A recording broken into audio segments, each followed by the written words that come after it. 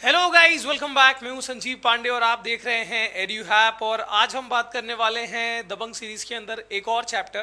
I think ये आपका second last chapter होगा इस पूरे टर्म 2 में। इसके बाद एक छोटू सा चैप्टर जिसका नाम है अवर एनवायरनमेंट, राइट। तो आइए शुरू करते हैं यहाँ पर और देखें कि भाई क्या है इस heredity and evolution is cut.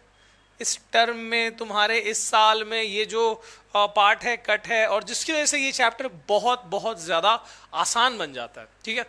लेकिन फिर भी अगर कोई बच्चा है जिसको एवोल्यूशन वाला हिस्सा भी पढ़ना है तो हमारे जो पुराने जो सीरीज हैं, जो आप पहले की जो वीडियोस हैं उसके अंदर आप देख सकते हो।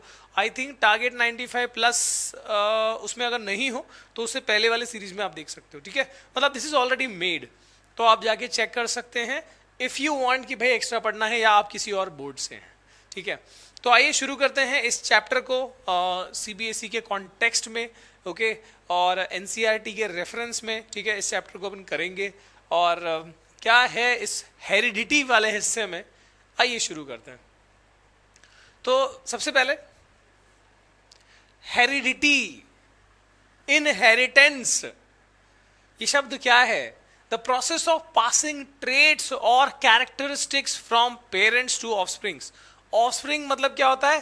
अगली पीढ़ी। यानी कि हमको ये तो पता है कि हाँ, रिप्रोडक्शन दो तरीके का है, सेक्सुअल रिप्रोडक्शन, एसेक्सुअल रिप्रोडक्शन, जिससे कुछ इंडिविजुअल से या एक इंडिविजुअल या दो इंडिविजुअल से नए इंडिविजुअल पैदा होते हैं, राइट। लेकिन जो वो नया पैदा हो रहा है उसको मैंने यहाँ पर अपन ने नाम क्या दिया? ऑफस्प्रिंग। ऑफस्प्रिंग बोलते हैं। तो वो जो ऑफस्प्रिंग है उसमें पेरेंट की कुछ तो खूबी होगी। ऐसे काफ़ी टाइम होता है कि आप या तो अपने मम्मी की तरह दिख रहे हो या तो अपने पापा की तरह काफ़ी दिख रहे हो, काफ़ी मैच कर रहे हो, फीचर्स मैच कर रहे हैं।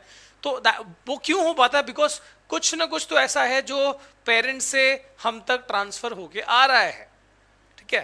तो वो प्रोसेस को क्या कहते हैं? That process is called heredity. उसी प्रोसेस को हेरिडिटी कहते हैं। The process of passing traits और कैरेक्टर्स, मतलब जो भी कैरेक्टर्स है, आपके हेयर का कलर, हेयर का जो कर्लीनेस, ठीक है, उसके बाद आपके स्किन का कलर, स्किन टोन, तो जो भी कुछ कैरेक्टरिस्टिक्स है उसी को ट्रेट्स कहा है। टेक्निकल टर्म्स देखो, ट्रेट्स या फिर कैरेक्टरिस्टिक्स, ठीक है। From parents to offspring, that is called heredity. एकदम बढ़िया।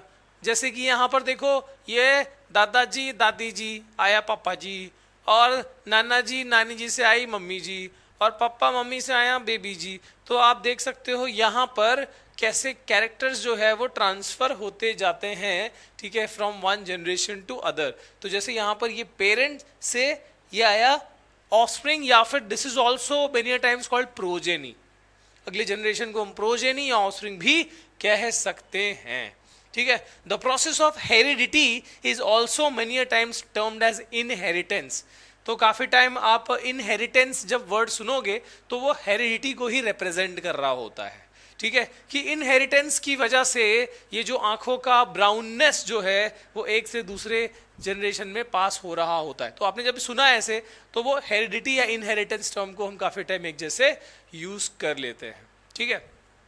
दूसरी बात, ट्रेट्स या कैरेक्टर्स जिसकी हम बात कर रहे थे कि स्किन टोन है ना, आई का कलर, या फिर और मतलब और भी काफ़ी हाइट हो सकती है आपकी, ठीक है। तो वो सब कुछ जो है ट्रेट्स या कैरेक्टर्स होते हैं, और ये दो तरीके से, नाउ दिस इज डिफरेंशिएटेड, इसको दो टाइप से, characters are of two types. One is inherited characters या inherited traits, and the another one is acquired trait.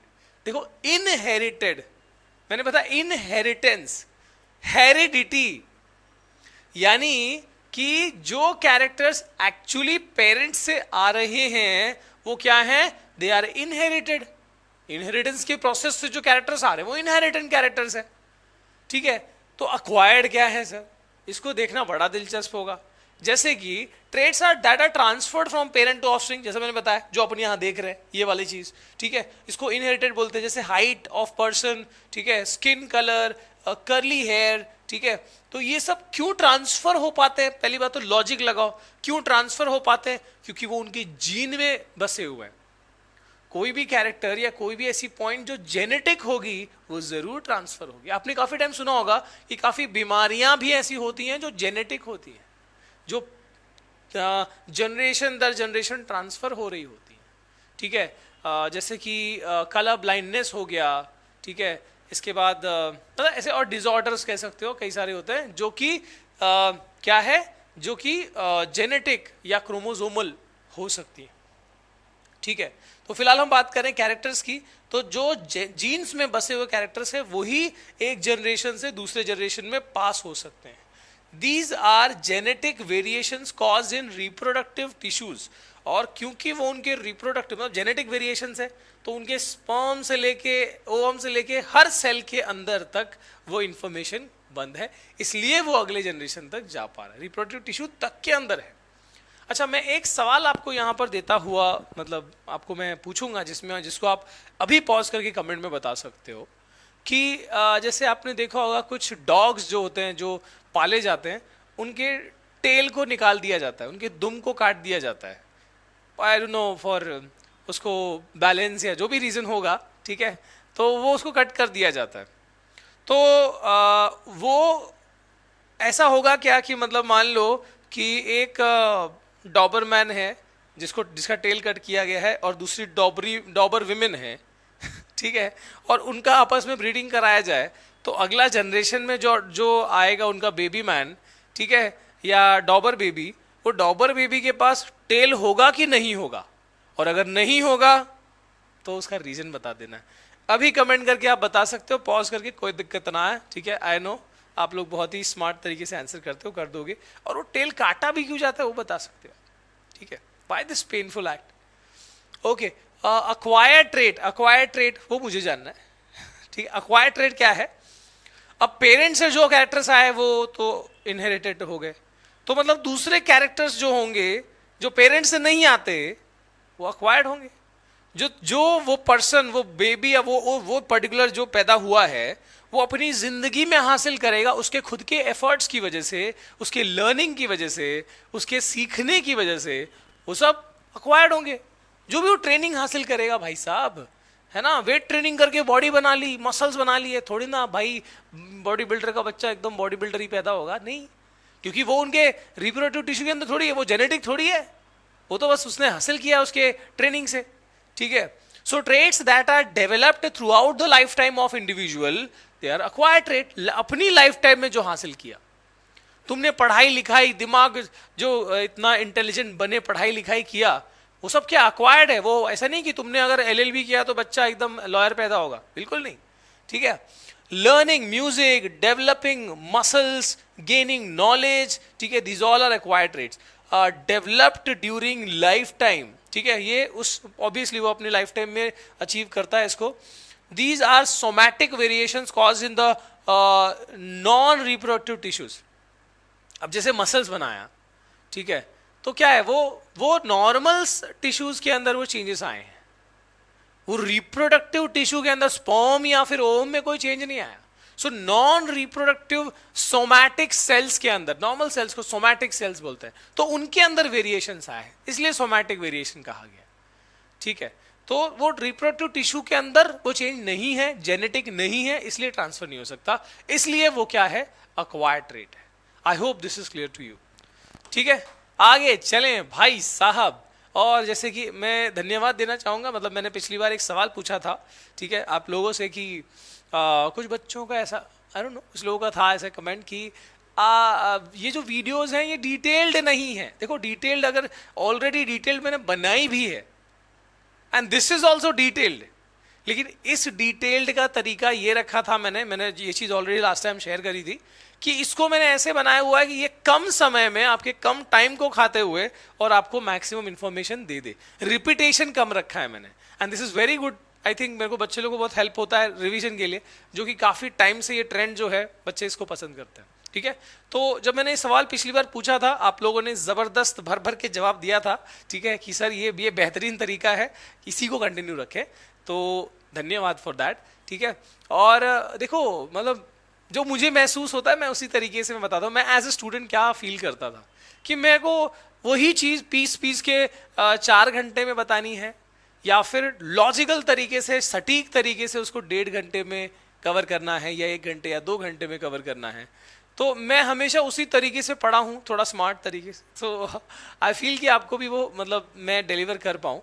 And it is always कि मैं हमेशा ये बोलता हूँ कि ये होने के बाद आप टेक्स्ट बुक भी रेफर करो, तो इसलिए या जो भी रेफरेंस बुक आप करते हो, सो दैट कि हम स्पून फीडिंग नहीं कर रहे, सवाल दर सवाल यहां नहीं कर रहे, ठीक है, ऑलरेडी हम अलग कर चुके हैं या करते रहेंगे, बट इसमें आपको इंफॉर्मेशन दे दी जाए, आप उसको यूज करके and then you refer your book, जिसमें आपको मैक्सिमम बेनिफिट हो, ठीक है। आपको खुद का कॉन्सेप्ट या खुद के तरीके से मेहनत करनी होगी इन बुक्स ऑल्सो, ठीक है। अगर कोई ऐसा दावा करता है कि भाई ये 4 घंटे की वीडियो देख लो, आपको जरूरत नहीं पड़ेगी बुक रेफर करने की, आई पर्सनली फील कि भाई कहीं ना कहीं गड़बड़ है, ठीक है, रेफर तो करना है, राइट। चलिए, so on what logic characters are transferred, कौन सी लॉजिक से कैरेक्टर्स जो है वो ट्रांसफर होते हैं। जैसे कि मान लो ये पेरेंट है ना, मान लो ये तो मम्मी का चेहरा लग रहा है, ये किसी के पापा का चेहरा लग रहा है, तो ये जो आंखें हैं, ठीक है, इतनी प्यारी प्यारी आंखें, देखो यहाँ पर ऑलमोस्ट लाइक बहुत ही डार्क ब्राउन, या फिर तुम ब्लैक ही नॉर्मली इसको रेफर कर सकते हो, ठीक है। तो ब्लैक जो यहाँ पर आईबॉल, और ये देख सकते हो इनका एकदम हेजल कलर है, आई थिंक, ठीक है, ब्राउनिश हेजल कलर। तो अब जो इनका बच्चा होगा, है ना, सेक्सुअल रिप्रोडक्शन ऑब्वियसली 2 पेरेंट, इनका जो बेबी होगा उसके आईबॉल का कलर क्या होगा। सो ये जो है ना, मतलब कौन से लॉजिक से ये ट्रांसफर होता है ये समझ नहीं आ रहा था उस वक्त के लोगों को, है ना। तो साइंटिस्ट परेशान, बायोलॉजिस्ट सोच रहे हैं कि भाई ये क्या लॉजिक होती है जिससे ट्रांसफर होते हैं, क्योंकि काफी टाइम ऐसा होता है कि एक बच्चे का आईबॉल कलर ब्लैक हो गया, एक का ब्राउन हो गया, तो कंफ्यूजन, ठीक है। तो ऐसे में एक बहुत ही महान साइंटिस्ट आए जिन्होंने थोड़ी सी प्रोबेबिलिटी वाली लॉजिक, थोड़ी सी मैथमेटिक्स ले आए बायोलॉजी के अंदर, and he was none other than father of inheritance Gregor Mendel, ठीक है। ग्रीगर मेंडल को फादर ऑफ इनहेरिटेंस कहा जाता है, क्योंकि ये जो अनसुलझी जो गुत्थी थी उसको सुलझा दिया इन्होंने, कि भाई अब हमको लगभग आइडिया है कि कैसे कैरेक्टरिस्टिक्स जो है वो ट्रांसफर होते हैं। इन्होंने कुछ लॉज भी दिए जिसको मैं आपको बताऊंगा, हालांकि वो एकदम स्टेटमेंट वाइज आपको नहीं आता एग्जाम में, बट इसका मैं आपको वो लॉज का जो मीनिंग है वो आपको जरूर बता दूंगा मैं, ठीक है। सो इनका जो लाइफ स्पैन था 1822 से 1884, okay, was an Austrian monk who studied genetics, ठीक है, एंड हेरिडिटी इन प्लांट्स को यूज करके उन्होंने कॉन्सेप्ट को समझाया, ठीक है।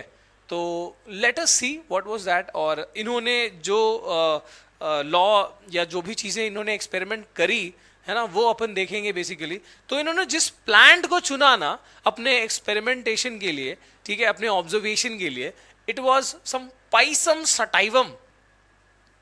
ये क्या है सर, पाइसम सटाइवम? सो आप मतलब पॉज करके अभी बता दो, मतलब मैं तो वैसे बताने वाला हूं लेकिन बताओ। So Pisum sativum is a pea plant. Pea plant मतलब क्या sir, what is pea plant? Pea plant, अरे भाई मटर, ठीक है, ये देखो ना बढ़िया सा छिमी। सो उसका साइंटिफिक नेम है पाइसम सटाइवम, ठीक है। ये अपने साउथ में पाइसम मतलब क्या होता है ना, खीर, वैसे ही यहाँ पर पाइसम सटाइवम कुछ लेना देना नहीं है वैसे, हाँ। तो साइंटिफिक नेम है उसका, 2 वर्ड्स में होता है, यू नो, जैसे ह्यूमंस का है होमोसेपियंस, वैसे। सो पाइसम सटाइवम, ये पी प्लांट को क्यों सिलेक्ट किया? देयर माइट बी रीजन, है ना। आम के पेड़ को क्यों नहीं लिया उन्होंने अपने एक्सपेरिमेंट के लिए, पी प्लांट को ही क्यों लिया? माइट बी सम रीजन, ठीक है। He selected garden pea plant for his experiment for the following reasons, and what were those reasons, let us see. पहला तो है कि सर ग्रीगर मेंडल भाई साहब कोई अमर थोड़ी थे, बहुत ही सिंपल लॉजिक, कि वो चाहते थे कि बहुत सारी जनरेशन को स्टडी किया जा सके, और अगर वो आम का पेड़ या इंसान लेते अपने ऑब्जर्वेशन के लिए तो उनकी जीवन में वो एक ही जनरेशन को, मैक्सिमम 2-3 जनरेशन को देख पाते, ठीक है। अगर वो बरगद का पेड़ लेते, आम का पेड़ लेते, तब भी वो चीज़ बहुत मुश्किल होती है ना। प्लांट्स उनकी लाइफ स्पैन बड़ी बड़ी होती है।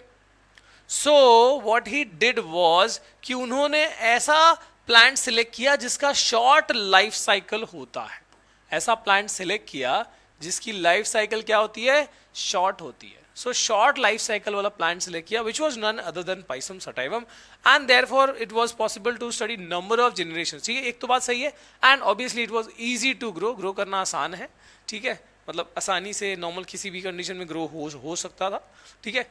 इट हैड, नाउ सिर्फ ऐसा ही नहीं कि लाइफ साइकिल शॉर्ट है तो काम चल जाएगा, it had 7 pairs of contrasting characters. Now what is contrasting characters? Contrasting character अभी अपन ने एक एग्जांपल देखा था अभी पिछली स्लाइड में कि फादर के आई का कलर ब्लैक एंड मदर के आई का कलर वो ब्राउन. तो ये क्या है? This is one pair of contrasting character. कि आई कलर ब्लैक भी हो सकते हैं, ब्राउन भी हो सकते हैं. वन पेयर ऑफ कॉन्ट्रास्टिंग, और भी कलर हो सकते हैं वैसे, पर मैं बता रहा हूं this is one pair of contrasting character. तो वैसे इस प्लांट की अगर खूबी की बात करें तो इसके 7 पेयर ऑफ कॉन्ट्रास्टिंग कैरेक्टर थे.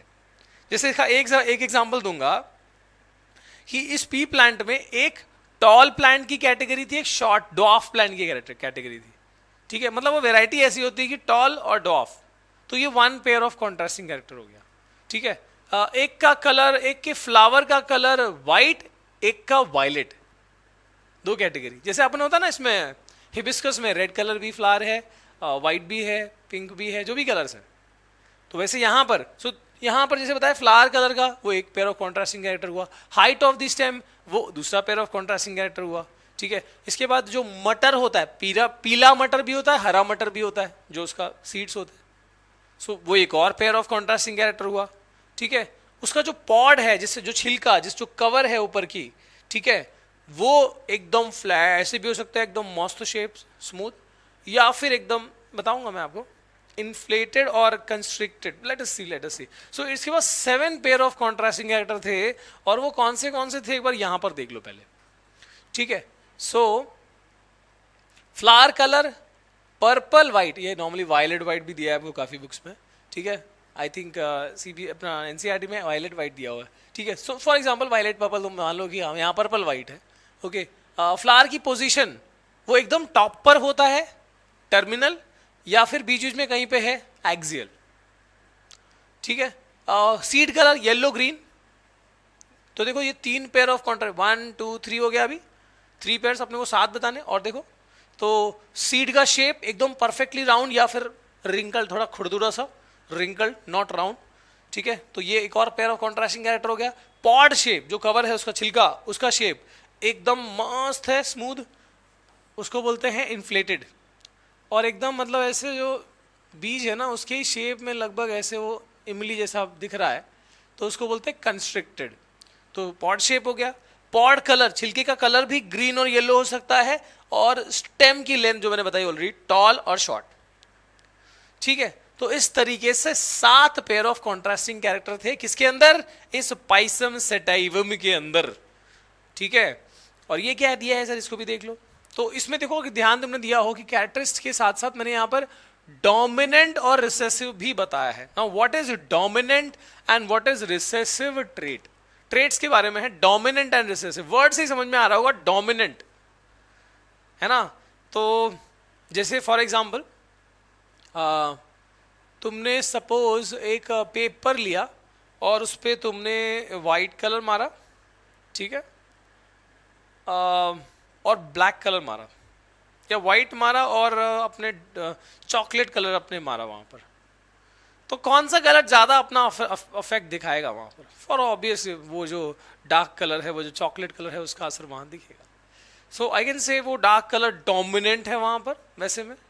ठीक है, एनीथिंग लाइक आप कोई चीज सपोज खा रहे हो, दो चीजें आप खा रहे हो, उसमें से एक का टेस्ट बहुत स्ट्रांग है तो वो डोमिनेंट टेस्ट है.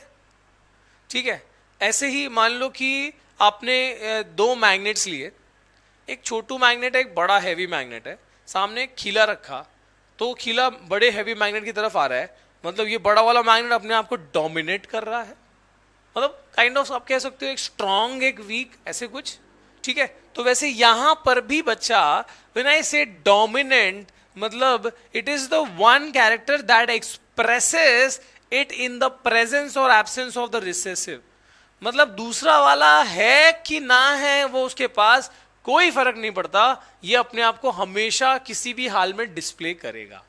जैसे फॉर एग्जाम्पल अगर मैं कहता हूं कि इसमें जो सब पहले वाले दिए हैं सब डोमिनेंट है, पिक एनी वन. जैसे मान लो कि मैं सीड कलर की बात करता हूं और ग्रीन और येलो है, आई नो.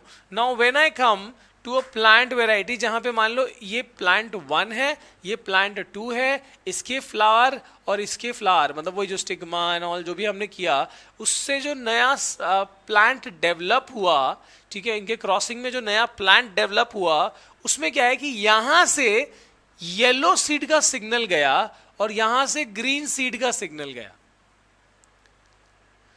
ठीक है, जो इंफॉर्मेशन यहां से आया कि भाई येलो सीड होना चाहिए, जो यहां से आया वो ग्रीन सीड होना चाहिए, बिकॉज इनके पास वो इंफॉर्मेशन थे। तो इसके पास दोनों आया, ग्रीन वाला इंफॉर्मेशन भी आया, येलो वाला भी आया इस नए जनरेशन नए प्लांट में। तो वो उसका फ्लावर कैसा होगा, ग्रेलो की ग्रीन। ठीक है, तो इसका कलर कैसा होगा इसके सीड का, तो it's very obvious it will be as per the dominant one, yellow रहेगा। ठीक है, तो डोमिनेंट वो होता है कि भाई जो रिसेसिव हो या साथ में कोई भी हो, फर्क नहीं पड़ता, वो अपने आप को डिस्प्ले करेगा। जो डोमिनेंट है उसका ही कैरेक्टर वहां दिखेगा, डिस्प्ले में आएगा।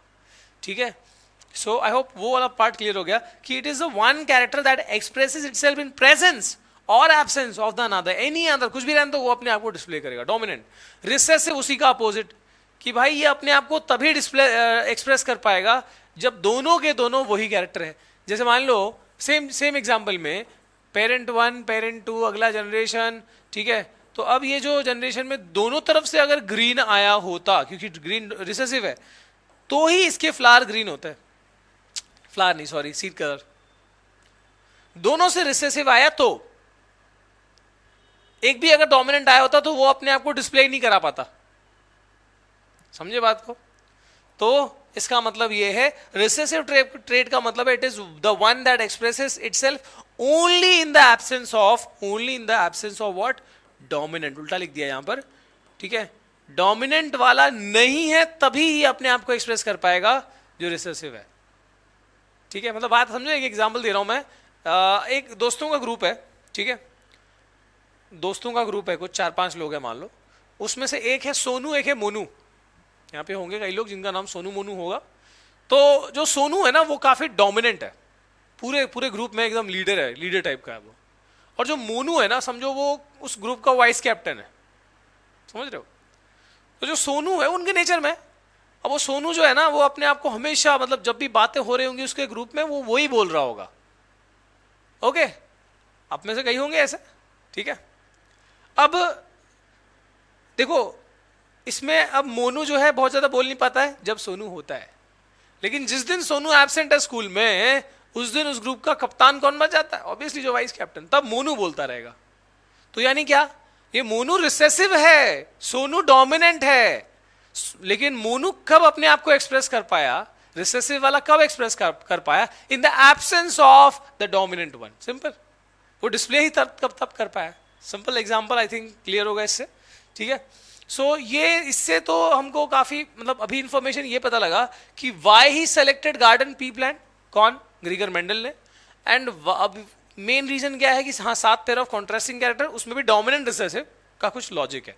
ओके, कमिंग टू अब इसके जो डिटेल्स है, मतलब आगे हम जब क्रॉसिंग का एग्जांपल्स पढ़ेंगे, मोनो हाइब्रिड डाई हाइब्रिड, तो उसके लिए कुछ टेक्निकलिटीज आपको बेसिक चीजें पता होनी चाहिए, जो कि हम यहाँ पर लेके आते हैं important terms of this chapter.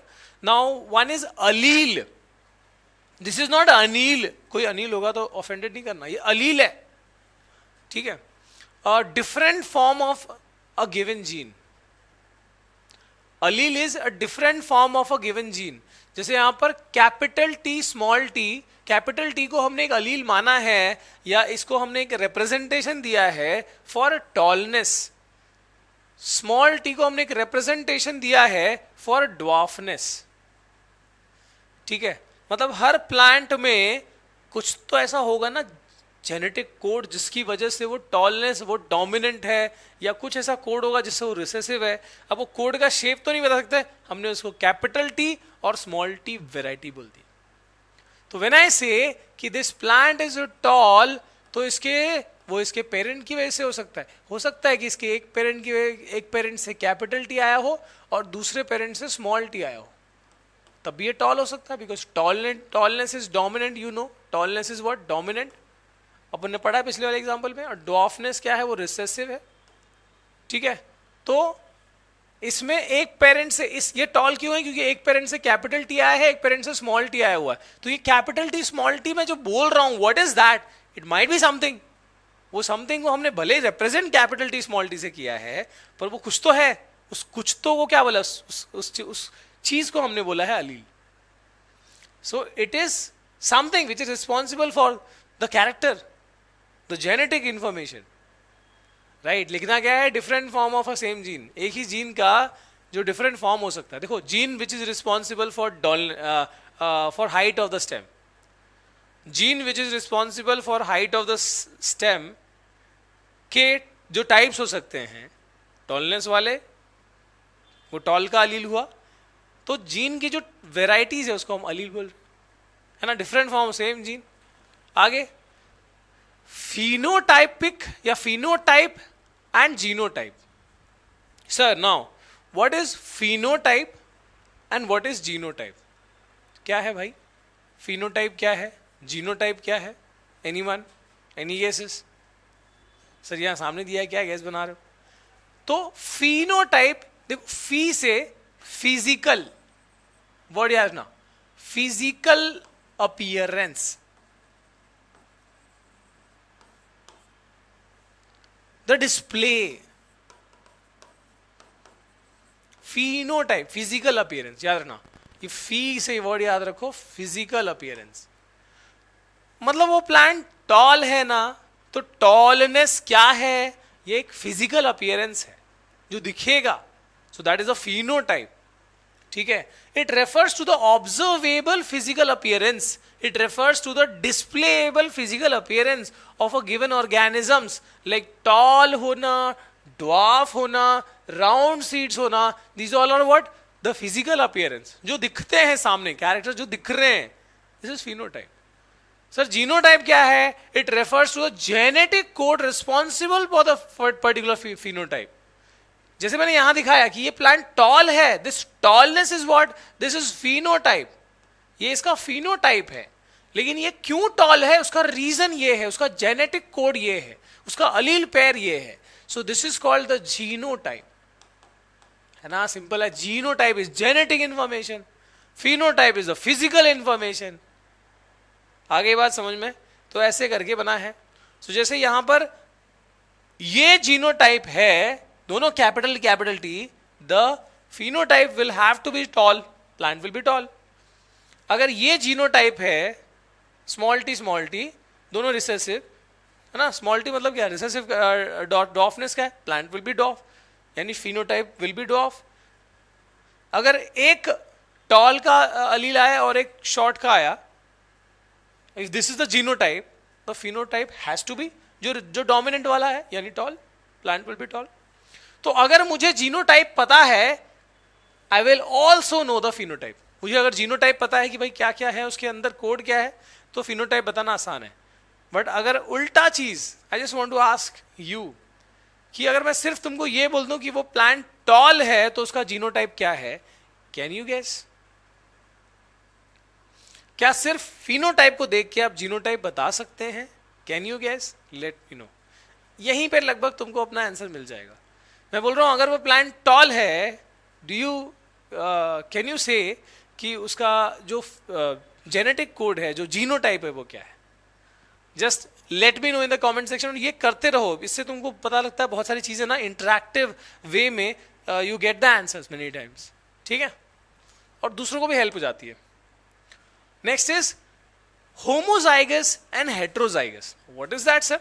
Homozygous and heterozygous, it refers to the condition when the same type of allele is present for a given phenotype. ये क्या था भाई साहब? और दूसरा देख लो, heterozygous is different type of allele for the given. Okay, so जैसे यहां पर अभी ये इसको भी चेंज करना पड़ेगा। अब देख लो, यहां पर ये हो गया आपका heterozygous। अच्छा, बहुत ही सिंपल है, ये तो बहुत ही आसान है। देखो, कोई भी जेनेटिक इंफॉर्मेशन या कोई भी फिनोटाइप जो है, वो बनता कैसे है, दो अलील से, है ना। एक जैसे एक पेरेंट से ये आया, दूसरे पेरेंट से ये आया, या ऐसे भी हो सकता है दोनों पेरेंट से सेम आया। तो अगर मान लो दोनों मान लो यहाँ ये plant, this is plant 1, this is plant 2, this is plant 3 का स्टेटस जो भी है, तो इस प्लांट में दोनों पेरेंट से अलग अलग अलील आए हैं, अलग अलग मतलब डिफरेंट, और डिफरेंट के लिए वर्ड यूज करते हैं अपन hetero. So this is heterozygous का मतलब है कि दोनों अलील्स डिफरेंट है तो हेट्रोजाइगस है, और अगर दोनों अलील सेम है जैसे यहां पर भी है और यहां पर भी है, सो this is also homozygous and this is also homozygous. दोनों अलील सेम है तो होमोजाइगस, दोनों अलील्स डिफरेंट है तो हेट्रोजाइगस। सिंपल है। अच्छा, प्लांट अगर हेट्रोजाइगस होगा तो हमेशा कौन सा वाला कैरेक्टर डिस्प्ले होगा, डोमिनेंट या रिसेसिव? सोचो। और अगर होमोजाइगस है तो जस्ट ये टॉल और शॉर्ट से ही ले सकते हो, एग्जांपल उठा सकते हो। अच्छा, ये तो हो गई, अब हमने बेसिक थोड़ी चीजें पढ़ ली।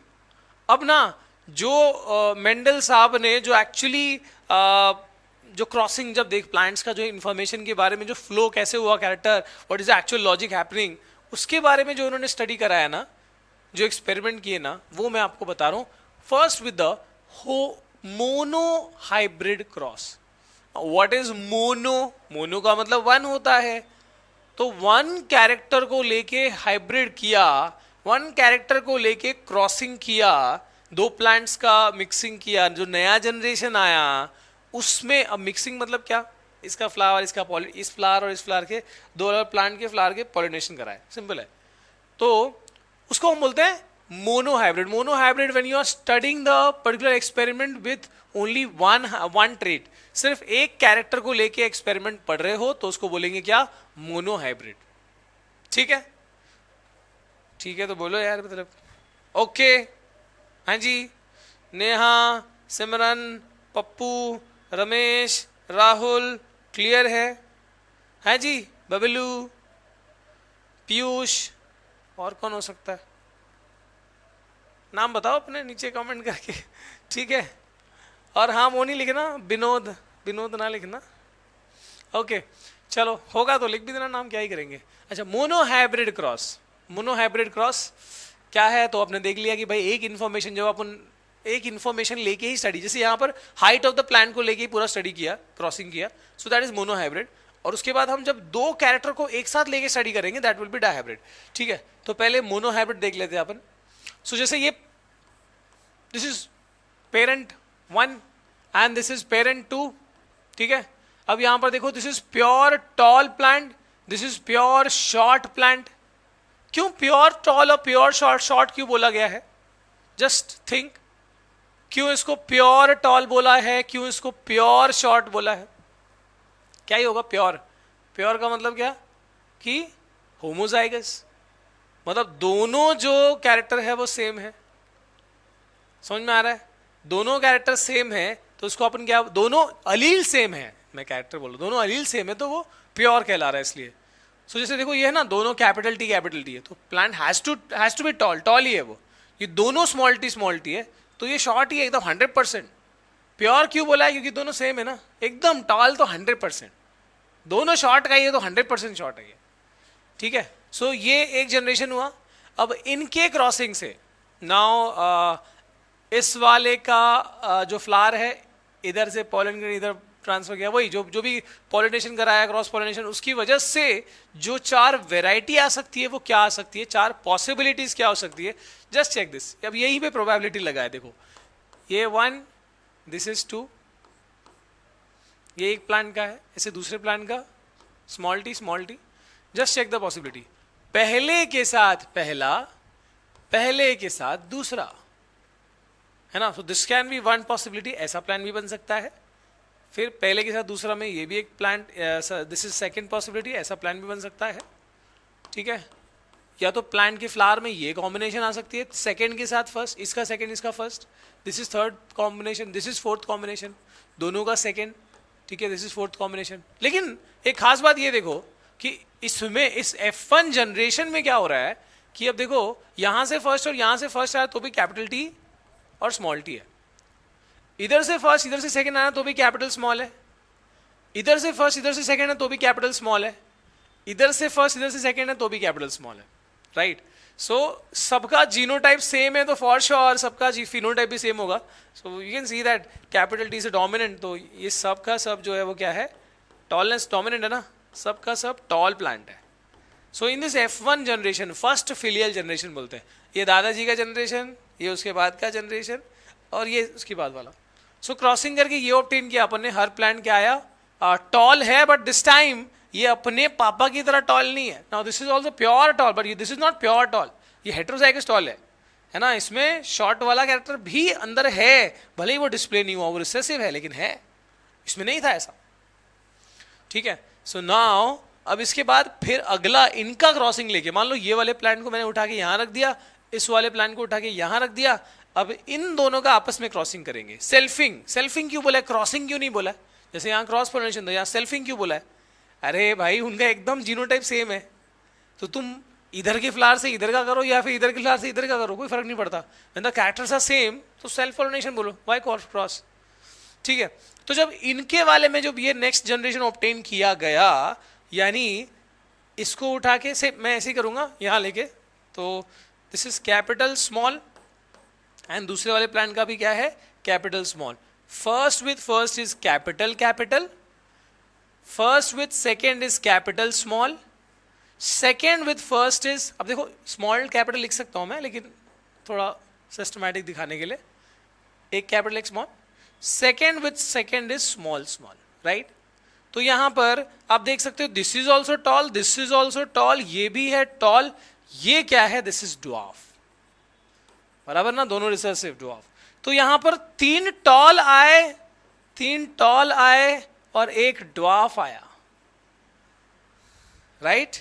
तो यानी the second filial generation F2 generation में हमको यहां पर वेरिएशन मिला कि देखो आप ये कह सकते हो कि ये चार बच्चों में ये बच्चा बोलेगा कि भाई मेरे दोनों पेरेंट टॉल थे, मैं क्यों शॉर्ट हो गया, कुछ तो घपला है. ऐसा नहीं है. हिडन कैरेक्टर जो रिसेसिव था दोनों के अंदर, वो आपके अंदर गलती से दोनों वही आ गया. तो मतलब मैं ह्यूमन से कंपेयर नहीं कर रहा, एग्जाम्पल दे रहा हूं मैं. मतलब होगा तो ऐसी ह्यूमन में भी कि आपको लग रहा है कि हाँ मम्मी का आंख भी ब्लैक आई बॉल कलर, पापा का भी ब्लैक, मेरा ब्राउन कैसे आ गया. ऐसे तो खुश होना चाहिए पर कैसे आ गया. तो वहां पर भी यही है कि वो दोनों में हिडन था, तुम्हारे में डिस्प्ले हो गया, है ना. जो पॉसिबिलिटीज हो सकती है उसमें तुम्हारे में डिस्प्ले हो गया, तुम्हारे भाई बहनों में नहीं आया, तुम में आ गया. ठीक है. तो यहां पर ना देखो एक और चीज यहां बतानी होती है. One is the phenotypic ratio. Phenotypic ratio यानी आपको बताना है कि कितने टॉल हैं वर्सेस कितने ड्वार्फ हैं. In this generation F2 generation में फिनोटाइपिक का आता है. So what is the phenotypic ratio in F2 generation? Here just see this, 3 tall and 1 dwarf. So 3:1. ऐसे ही what is the genotypic ratio? Genotypic ratio तो उस वाले में क्या होता है कि capital capital, capital small versus small small.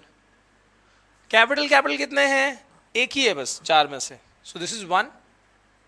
Capital small कितना है, 2 है, सो इज 2. स्मॉल स्मॉल कितना है, 1 है, so 1:2:1. This is a genotypic ratio here. आगे बात समझ में, मैं क्लियर ही होंगे सर, बात ही कर रहे हैं. अब हमने मोनो हाइब्रिड का एक्सपेरिमेंट जो बताया था हमारे महान ग्रीगर मेंडल साहब ने, वो सब देख लिया हमने.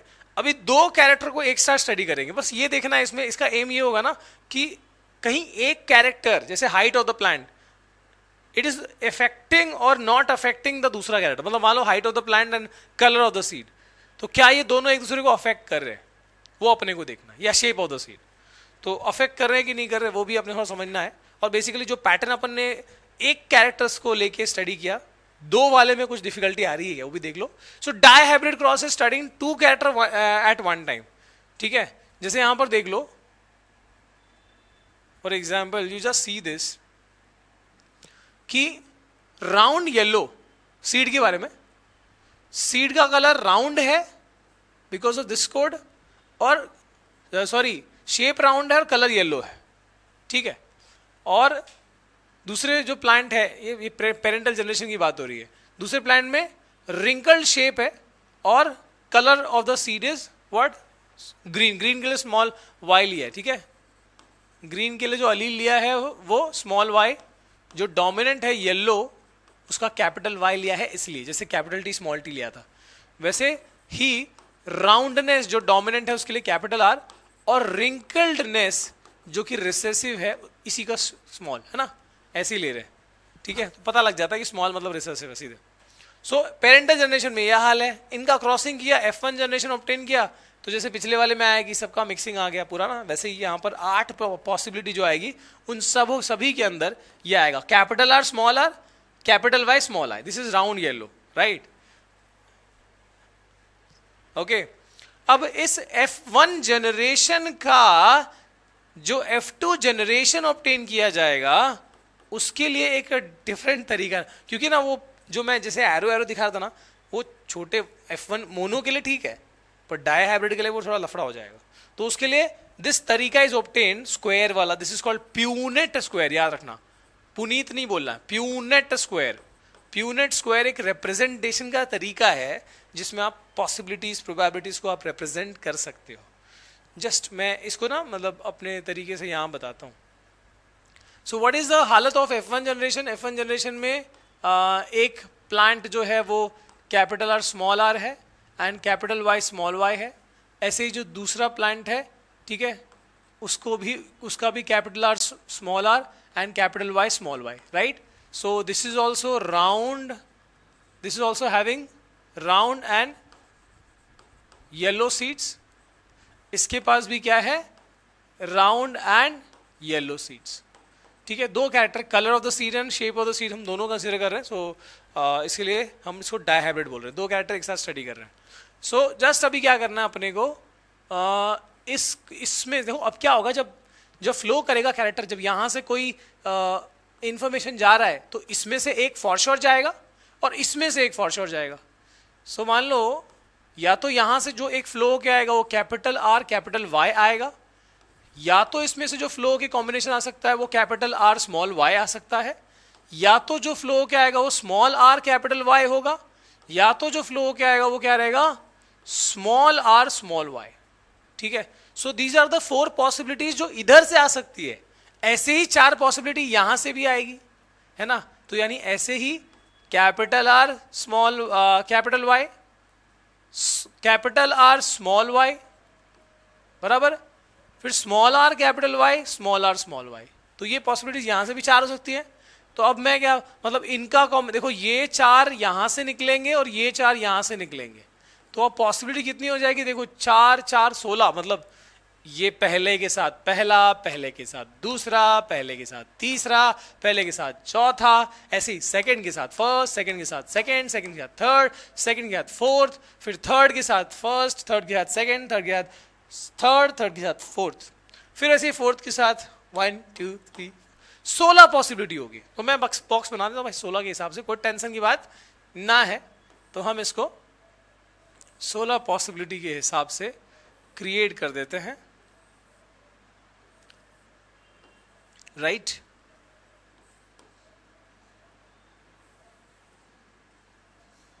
जिंदगी की न टूटे लड़ी, प्यार कर ले। तो ये इसका इस प्लांट का जो है ना, मैं यहां लिख देता हूं। सो this is capital capital capital small small capital small small, right. ये हो गया इस प्लांट। वैसे इस वाले कॉम्बिनेशन को मैं यहां लिख देता हूं, ठीक है। तो capital capital capital small small capital small small, right, सही है, ओके। तो यानी एक प्लांट मान लो इसको रिप्रेजेंट मैं ऐसे कर रहा हूँ, दूसरे प्लांट का रिप्रेजेंट मैं ऐसे कर रहा हूँ, है ना। मान लो यहाँ से इसका फीमेल पार्ट और इसका पॉलन जो यूज हुआ, ठीक है, व्हाटएवर इट इज। तो ये अपना बन गया प्यूनेट स्क्वायर, ठीक है, तुम्हारी जरूरत ना है, ओके। तो ये हो गया, देखो 1 2 3 4 5 6 7 8 9 10 11 12 13 14 15 16 16 पॉसिबिलिटीज यहाँ पर खुल गई। और इसके हिसाब से अपना जो अब कॉम्बिनेशन बनाते जाओ, बहुत आसान हो जाएगा। इसके साथ ये कैपिटल आर कैपिटल वाई, ठीक है। ऐसे ही कैपिटल आर और इसका भी कैपिटल, देखो दोनों का कैपिटल आर आ रहा है यहाँ से और यहाँ से, और इसका कैपिटल वाई, इसका small Y, capital Y small Y. अब ऐसे इसका और ये थर्ड वाले का, so R small R capital Y, ऐसे ही capital R capital Y small Y. अब देखो जब दोनों यहां पर राउंड और येलो का ही है, सो दिस प्लांट, इसका फिनोटाइप क्या रहेगा, ये तो जीनोटाइप है ना, फिनोटाइप क्या रहेगा, राउंड एंड येलो। इसका भी क्या रहेगा, इससे राउंड हुआ और ये येलो और ग्रीन, डोमिनेंट येलो है तो ऑब्वियसली राउंड एंड येलो ही होगा। इसमें भी एक डोमिनेंट है ही और इसमें दोनों ही डोमिनेंट है तो राउंड एंड येलो ही होगा। यहाँ पर दिस इज डोमिनेंट तो भी राउंड एंड येलो ही होगा। ठीक हो, ये रिंकल्ड कब हो, जब दोनों स्मॉल आर है, only in that condition wrinkled होगा। ठीक है, और ग्रीन कब होगा, जब दोनों स्मॉल वाई है तभी ग्रीन होगा। तो ये सब कॉम्बिनेशन जब हमने फिल आउट किए तो उस हिसाब से फिनोटाइप और जीनोटाइप जो है वो ये आ रहा है ना। देखो ये एक प्लांट की तरफ से आया है और ऐसे दूसरी प्लांट की तरफ से आया है। Check this possibility. तो यहां पर जो F2 जनरेशन का जो फिनोटाइपिक रेशियो है बच्चा, फिनोटाइपिक रेशियो, ये तुम खुद ट्राई कर देखना, फिनोटाइपिक रेशियो ऑफ क्या कह सकते हैं, क्या क्या पॉसिबिलिटी, देखो यहां round yellow versus wrinkled yellow versus round green versus wrinkled green. तो ये जो कॉम्बिनेशन निकाला गया, येलो वाले काउंट कर लो, this is 9। Wrinkled yellow combination देख लो, wrinkled yellow 1 2 3, so 3। Round green का कॉम्बिनेशन कर लो, round green is again 1 2 3, 3 is 2, wrinkled green only 1, so 1. So the ratio, phenotypic ratio in F2 generation of dihybrid is 9:3:3:1। ये fix है हमेशा, याद ही कर लो, क्या फर्क पड़ता है। लेकिन ये नहीं, कॉम्बिनेशन पता होना चाहिए। ठीक है, अच्छा सर इसका फिनोटाइपिक रेशियो बताया, जीनोटाइपिक नहीं आता, डायहाइब्रिड में नहीं आता। ठीक है, तो इसी के साथ अपन ने ये चीज खत्म कर ली। अब सिर्फ क्या करना है, मैंने बताया कि जैसे लॉ का स्टेटमेंट एग्जैक्टली नहीं आता तुमको, वो समरी पता, मतलब तुमको पता होना चाहिए कि कौन से लॉज हैं जो मेंडल साहब ने दिए थे इसके बेसिस पे। Law of dominance, law of segregation, law of independent assortment. Now what is law of dominance? Law of dominance is, भाई जो डोमिनेंट है वो डिस्प्ले करता है, जो अपन ने देखा कि भाई कैपिटल टी डोमिनेंट था, टॉलनेस, तो वो शॉर्ट स्मॉल टी क्या रहेगा, तभी भी अपने आप को डिस्प्ले कर पाएगा। Some alleles are dominant where some are recessive, that is simple, that is उसके हिसाब से, उसके बिना पे बना लॉ ऑफ डोमिनेंस। ऐसे ही एन ऑर्गेनिज्म, ना लॉ ऑफ सेग्रीगेशन, सेग्रीगेशन मतलब सेपरेट होता है, सेपरेशन होता है। So an organism has 2 alleles for each gene but they are only, they can only pass 1। जैसे अपन ने ये देखा कि एक suppose parent 1 is this, parent 2 is this. ठीक है, अब यहां पर भी इस पेरेंट के पास भी 2 अलील है, यहां पर भी 2 अलील है, पर जब अगले जनरेशन में पास करने की बारी आएगी तो ये दोनों पास नहीं कर सकता, उसमें से कोई एक पास करना पड़ेगा। ऐसा भी नहीं कि आधा इसका आधा इसका। It can be only capital T और it can be only small T, दोनों में से एक ही सेपरेट होगा प्रॉपरली और एक ही पास होगा, ओनली 1 पास हो सकता है। This is law of separation, segregation. And law of independent assortment, independent assortment मतलब ये होता है जो हमने डायहाइब्रिड में सीखा कि भैया ये सब पॉसिबिलिटी प्रोबेबिलिटी का खेल है। कभी भी ये राउंड वाले ने इस येलो वाले या ग्रीन वाले कॉम्बिनेशन को अफेक्ट नहीं किया, ये अपने हिसाब से इंडिविजुअली फ्लो किया और ये भी अपनी लॉजिक से इंडिविजुअली फ्लो हुआ। ये कभी इसने इसको असर नहीं डाला, कभी इसने उस पर अफेक्ट नहीं डाला कि मैं डोमिनेंट भेज रहा हूं तेरे को भी डोमिनेंट भेजना है, ऐसा नहीं हुआ। दोनों ने इंडिपेंडेंटली एक्ट किया। ठीक है, जैसे सुप्रीम कोर्ट है और लेजिस्लेटिव है, जुडिशरी है, सब बोलते ना इंडिपेंडेंट है, वो एक दूसरे के लिए ऐसा नहीं होता। दे आर इंडिपेंडेंट, अपने लिए फैसला ले सकते हैं, वो अपना अपना काम कर सकते हैं। वैसे यहां पर they are independent, they are independent of each other. ठीक है, genes found on separate chromosomes are inherited independently irrespective of the others. ये है लॉ ऑफ इंडिपेंडेंट। बहुत मैंने आसान शब्दों में इस चीज को बताया है। एंड फाइनली जो इस चैप्टर में तुम्हारा बचा हुआ वो एक है सेक्स डिटर्मिनेशन इन ह्यूमंस, जिसके अंदर बहुत ही सिंपल लॉजिक है भाई, अपने पास ह्यूमन बीइंग में कितने 46 क्रोमोसोम्स होते हैं, जिसके अंदर वो पेयर में होते हैं। सो 46 बेसिकली क्या होते हैं, it is in 23 pairs, 23 pairs. तो इसमें क्या होता है कि जो 23 में से जो 22 पेयर्स हैं 22 pairs, they are called autosomes, autosomes बोलते हैं उन क्रोमोजोम्स को, और जो 1 पेयर है उसको बोलते हैं सेक्स क्रोमोजोम। ठीक है, जैसे ह्यूमन में ये 1 पेयर अगर XY रहा तो वो जेंडर जो है वो मेल होता है। मतलब मेल्स में ये जो एक पेयर है, हर एक सेल में जो एक पेयर ऑफ सेक्स क्रोमोसोम है, it will B XY combination. Humans में जो XX का कॉम्बिनेशन होता है, that is the case of female. मेरे ख्याल से 8 में तुमने ये पढ़ा हुआ है। सो ये है तुम्हारा सेक्स डिटर्मिनेशन वाला खेल। तो अब इसमें क्या होता है, इसमें भी वही वाला लॉजिक है, देखो कि कैसे मेल और फीमेल चाइल्ड बनते हैं। तो यहाँ पे this is male XY for sure, female में XX है। ठीक है, तो जब एग बनेगा, जब यहां से स्पर्म तैयार होगा, तो स्पर्म या तो X टाइप का ऑटोसोम सेक्स क्रोमोसोम कंटेन करेगा, या तो Y टाइप का। तो sperm can be of X type and sperm can be of Y type. लेकिन एग तो हमेशा, चाहे ये वाला आए चाहे ये वाला आए, क्योंकि दोनों ही सेम है, तो एग तो हमेशा X टाइप का होगा। तो egg is always of X type. Sperm की 2 वैरायटी हो सकती है।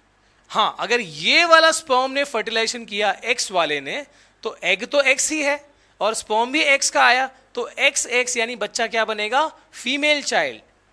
और अगर एग को फर्टिलाइज करने वाला स्पर्म Y टाइप का था, तो XY will be a male, so male child. So basically sex determination humans में फीमेल तो कर ही नहीं सकती।